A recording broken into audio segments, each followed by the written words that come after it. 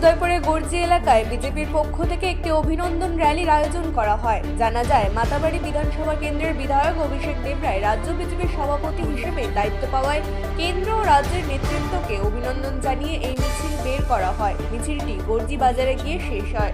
প্রত্যক্ষদর্শীদের দাবি, বিজেপির মিছিল শেষ হওয়ার পর কর্মী সমর্থকরা স্থানীয় বিভিন্ন দোকানে খাওয়া দাওয়া করছিলেন।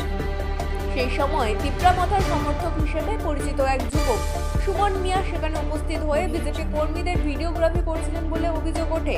এই ঘটনাকে কেন্দ্র করে উভয় পক্ষের মধ্যে বচসা শুরু হয় এবং পরবর্তীতে তা হাতাহাতির রূপ নেয়। পরিস্থিতি নিয়ন্ত্রণে আনতে গর্জি ফাঁড়ির পুলিশ ঘটনাস্থলে পৌঁছে সুমন মিয়ার থানায় নিয়ে যায়।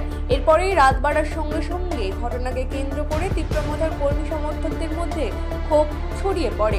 অভিযোগ, পুলিশ পক্ষপাতদুষ্ট আচরণ করেছেন। এই প্রতিবাদে কয়েক হাজার তিপ্রামাথার কর্মী সমর্থক গর্জিফাড়ি থানার ঘেরাও করে বলে জানা যায়। বিক্ষোভকারীদের মধ্যে ওসির বিরুদ্ধে বিজেপির পক্ষ নেওয়া এবং বিভিন্ন অনিয়মের অভিযোগ তোলেন।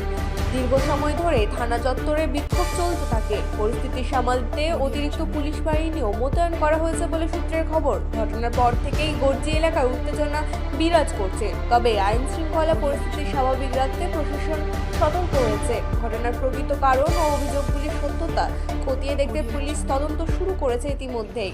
আজকে যে এখানে যে একটা ভয়াবহ ঘটনা, বিজেপি আর মথার যে সংঘর্ষের মেইন কারণ কি? মেইন কারণ হইলো, আমরা দোকানে গেছিলাম, বিজেপির লোক আসলো, আমাদের ব্লক প্রেসিডেন্ট সুমন মিয়াকে জিজ্ঞাসাবাদ করলো, তাহলে মোবাইল চেক করলো, চেক করার পর আমার মোবাইল চেক করলো, আমাদেরকে মারধর করে, তাই নিয়ে সুমন মিয়াকে আমাকে মারধর করে, আমরাকে মোবাইল চিন্তায় করে। এটা কারা করছে এই ঘটনাটা? মাতার বাড়ির লোক। মাতার বাড়ি ওরা কোন পার্টির লোক? নাজুরা বিজেপির লোক। ওনারা কি আপনার চিনেন? আমি ওনাদেরকে চিনি না, আমরাকে চিনি। ঘটনাটা কোথায় ঘটেছে? গর্জি কিত্তে হোটেলে। গর্জি না? এই ঘটনার সাথে কে কে জড়িত আছে?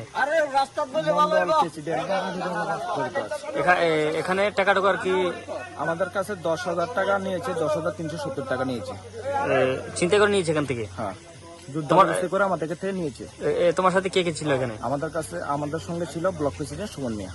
উনি এখন কোথায়? উনি এখন থানাতে আছে। থানাতে? হসপিটালে গেছি, থানাতে। ব্যুরো রিপোর্ট, রাত দিন নিউজ নেটওয়ার্ক।